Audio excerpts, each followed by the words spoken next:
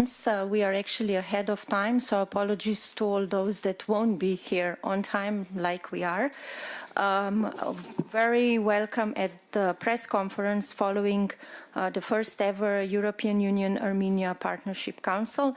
High Representative Vice President Federica Mogherini and Foreign Minister of Republic of Armenia Zorab Natsaskanian will say a few words, and I think we will have time for one or two questions. Thank you very much. Thank you. First of all, let me say how pleased I am to receive you, Mr. Minister, together with your delegation for the first ever, I hope, first of many, EU-Armenia Partnership Council.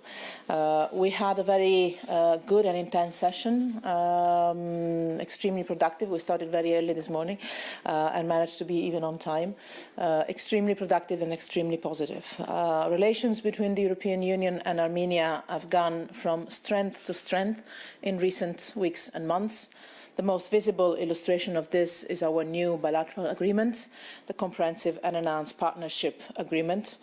And I saw and heard from the Minister today a very strong commitment to further implement the agreement, which was ratified, I would like to stress this, unanimously in the Armenian Parliament and has been provisionally applied now since the 1st of June. The EU-Armenia Comprehensive and Enhanced Partnership Agreement is an ambitious agreement that can play a very important role, in particular in bringing benefits to Armenian citizens, but also to the European Union citizens. Through approximation with EU rules and standards, this will help attract EU investments to Armenia, stimulate trade with the European Union and develop a modernized infrastructure. Now coming to our Partnership Council, obviously we discussed all of this, the state of play and the way forward for the implementation of the agreement. We addressed a range of different topics. First of all, we agreed on the importance of combating corruption. The Minister stated a very strong new government's clear commitment to this that I appreciate, and the concrete action that is already taken in this field by the government. More broadly, on reform, I was glad to hear about the government determination and very ambitious agenda with a focus on public administration and on the judiciary, which is an agenda that has our full support, and I assured the Minister on the EU intention and readiness to accompany this process every single step of the journey. The European Union is ready to continue supporting Armenia's reform process across a range of issues, including not only fight against corruption or the reform of public administration and the judiciary, as I mentioned, but also the related and interconnected issues of economic development and business environment, as well as the promotion of human rights and measures to restore trust in elections. With this in mind, the European Union has earmarked more than 160 million euros in financial assistance for Armenia for the years 2017-2021. Upcoming visits of our teams, European Union teams, to Armenia will discuss now how the European Union can support the reforms in the country. The partnership priorities that we signed last February guide the provision of EU financial assistance for Armenia over the coming years. We focus today, and we want our work, our common work, first and foremost to bring tangible benefits for the citizens of the country and also for the European Union citizens. Let me also commend Armenia for the positive contribution it gives to our Eastern Partnership and also the positive role played by the country at the last summit of the Eastern Partnership, but now and in the months to come on the implementation of the decisions we took during the summer summit. Our common commitment is to advance cooperation based on the 20 deliverables for 2020 that we defined together. They will shape our common work for the next couple of years. The implementation of the 20 deliverables depends ultimately on the reform work of the partner countries across the different areas of good governance and market economy, but the European Union is fully determined to accompany this process with all our instruments. We also discussed in our restricted session this morning other issues that are less related to the reform agenda. We discussed, obviously, the need to get to a peaceful resolution solution for the Nagorno-Karabakh conflict that we see as a conflict that needs an early political settlement. We continue to fully support the mediation efforts and proposals of the OSCE Minsk Group co-chairs, and we will continue to accompany the process with all our determination. We also discussed a number of regional issues. On Turkey, the European Union supports the normalization of relations between Armenia and Turkey, and we encourage both sides to continue to engage in this process without preconditions. We also discussed the implementation of the nuclear agreement with Iran. I was pleased to hear the Minister's support to our work to preserve the nuclear deal with Iran, and we discussed ways to work together in that direction. We also addressed the situation in Syria that is of high concern for both of us, and I would like here to recognize and commend the hospitality and the protection that Armenia is giving to Syrian refugees that we also support financially. For the future, from what I've seen today, but I had no doubt, I have high hopes that the European Union-Armenia relations will make even greater progress in a spirit of partnership. That is the word we use to name our meetings and our agreements today. So we will work very closely together to ensure a successful implementation of our new agreement. And I was really pleased, Mr. Minister, to hear from you the determination of your government on the reform agenda, on the European Union partnership, on the partnership with the European Union, and on the perspective of working even more closely together in the months and years to come. So thank you very much for your presence here together with your delegation, and looking forward to continue the journey together. Minister Martsakian. Thank you very much. Thank you, Vice President, Representative Mogherini, for the very warm welcome. This is indeed a very symbolic, important time in our relations, in that we have gathered for the first Partnership Council after the signing of the comprehensive and enhanced partnership agreement, and it is also happening at a time when, which follows the important developments in Armenia. Indeed, we have reconfirmed and emphasized the important mandate, the fundamental mandate that the government has from the people, from the public of Armenia, to strengthen the principles of constitutional order, rule of law, democratic principles, promotion and protection of rights, for fairness and equal opportunities in every activity, economic, social and other activity in the country, and the government is absolutely determined and very forceful to take this mandate forward and to deliver on the expectations of the public and to deliver on the mandate that the government firmly has for this purpose. And I also thank you very much for the support of the European Union, of the support and the readiness to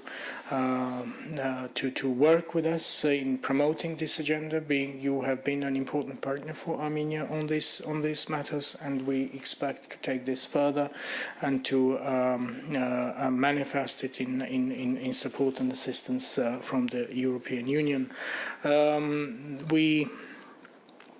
Our discussions today have focused, obviously, as the first EU-Armenia comprehensive, as the first Partnership Council has been taking place following the activation of the provisional application of the agreement. We focused on the implementation of the agreement. It is, for us, it's a landmark agreement in that it is not only the foundation of our relations, the legal foundations, but it's also a very important instrument for Armenia to advance its reforms, and also an expression of partnership based on the system of values that we share. We focused on specific aspects of the implementation of the SEPA, on its sectoral partnership in such fields as trade, energy, transport, communications, and others. We have talked about the elaboration of a roadmap for the implementation of the SEPA. I just already mentioned that the SEPA has this phase of provisional application following the ratification of the agreement in the Armenian Parliament. So we do look forward and encourage all our partners, member states of the European Union, to accelerate the process of ratification in their parliaments. We have discussed the partnership priorities, EU-Armenia partnership priorities. It is another significant document that regulates and guides our cooperation. We also informed our partners in the European Union that we have been re-establishing the Interagency Commission, which is tasked to coordinate and monitor the implementation of the SEPA in our activities, in our work domestically. We stressed our commitment to actively interact with the Eastern Partnership within the Eastern Partnership framework. We attach importance to the Eastern Partnership 20 deliverables for 2020. We have exchanged information on the steps that have been already implemented in this regard. It is our conviction that this targeted action can contribute to the promotion of regional coherence, cooperation and dialogue between the EU and the Eastern neighbours and amongst the partners themselves. We also exchanged views on launching the visa liberalisation dialogue. It is an important commitment from the Riga summit on the Eastern Partnership. We are taking steps on our side to we have been consistently taking our action, making steps towards the successful implementation of the visa facilitation and readmission agreement, and we are looking forward to move on with this agenda, and we insist to be judged on our own merit. And we also emphasize that visa liberalization is important in many ways, not least and perhaps mostly in that it will promote the people-to-people contact, promote more interaction amongst our public, and that is a very, very good way of fundamentally strengthening the relations we have with the European Union. We also, of course, we exchanged views on various issues on our international agenda, and the High Representative, Madam Mogherini, has already underlined the areas in which we have strong cooperation, and we share views and we work together on various issues of the global agenda. And amongst those, we have, of course, discussed the issue of Syria, the Iran nuclear deal, and amongst other things, we also, of course, discussed the Nagorno-Karabakh conflict. We have reiterated the position of the government on this, its strong commitment to the peaceful settlement of the conflict. Within the internationally agreed format of the OSCE Minsk Group co-chairmanship, I have once again underlined the emphasis we put on promoting an environment conducive to peace, and also we do rely on our partners in the European Union amongst its member states to make their contribution to such an environment which is conducive to peace, and to take such actions which do not work in the opposite direction. Then I would, in this context, I would want to welcome and express our deep appreciation for the very consistent and strong support of the European Union to this process, the peaceful process within the OSCE Minsk Group co-chairmanship. I would like to thank you very much for the hospitality and hosting us today, for organizing the first council meeting.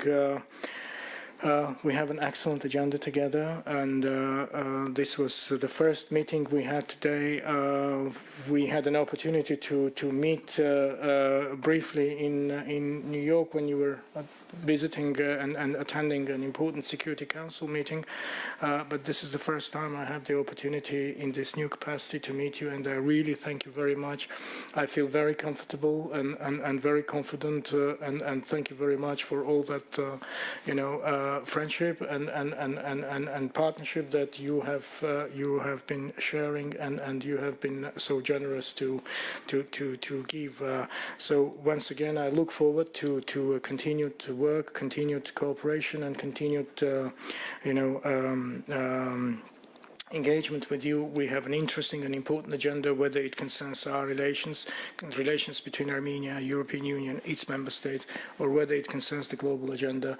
The way in which we have managed to conduct this meeting, we finished our work much earlier, and this is an indication that we can work very productively and very, constructively and efficiently. And I want this spirit to be sustained, and I think we have excellent work to do together. Thank you very much. Thank you very much. We have time for one or two questions, if there are any. Ricard.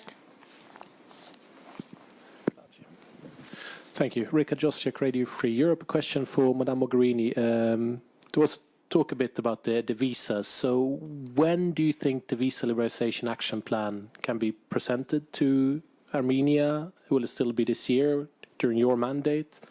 And from then on, I know that you don't like crystal balls and stuff like that, but when can we look at a similar situation, a visa lib situation for Armenia, similar to that of Georgia, Ukraine, and Moldova? We discussed the launching of visa liberalization dialogue during our council, and I know how important this is for not only the government but for the citizens of the country, and I understand it fully. As you know very well, we have two different steps, somehow, two different phases. Today we discussed about the implementation of the visa facilitation and readmission agreements that we have in place. As you know, this is somehow a technical requirement to move forward to the next step. So this was, I think, a good and useful exercise we did today in the presence of all the member states that join us as always for our council meetings.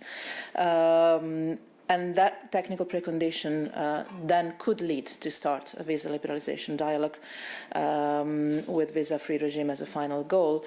That is a decision in the hands of the Council that requires a Council decision. As you know, it's a question to be put more to Member States than to myself. What I can say is that, again, the visa facilitation and readmission agreement with Armenia is being implemented well. There are always margins for improvement. We discussed them today. And overall, I think this is a positive area for our cooperation. One more question and then we conclude.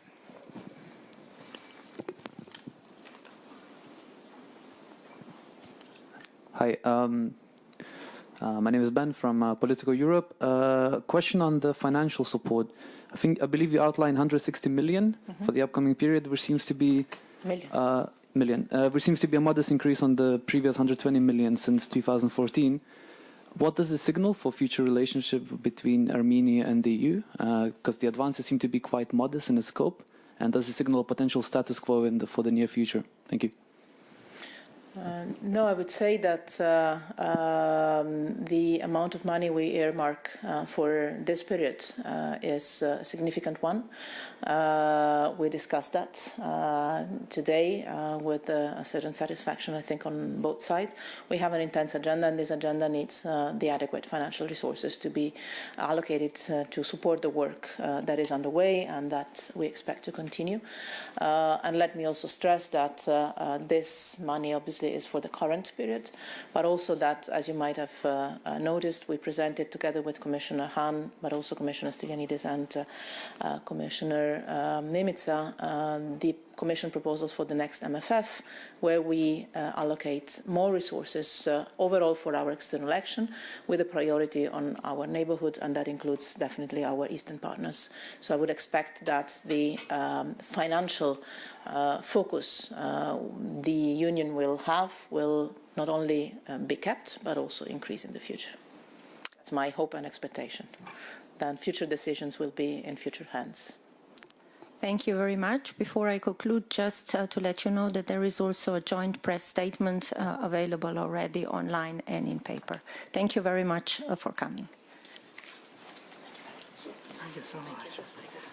It was very nice words. It's true that we met in New York. Yes.